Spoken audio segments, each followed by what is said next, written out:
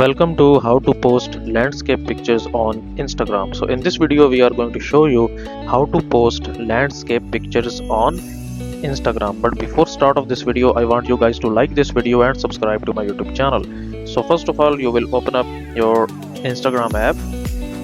Then what you're gonna need to do here, you will basically tap on this plus icon here, and then you will select your landscape picture. So in my case, I will select this picture, and now you can see that it's in landscape mode. So to adjust the picture, you can basically zoom out to that specific picture. Okay, so how you can do this, you can just simply zoom out with your fingers like this, and once you are satisfied with the zoom out, you can just simply tap on the next and then tap on next from here, and then you can basically tap on share.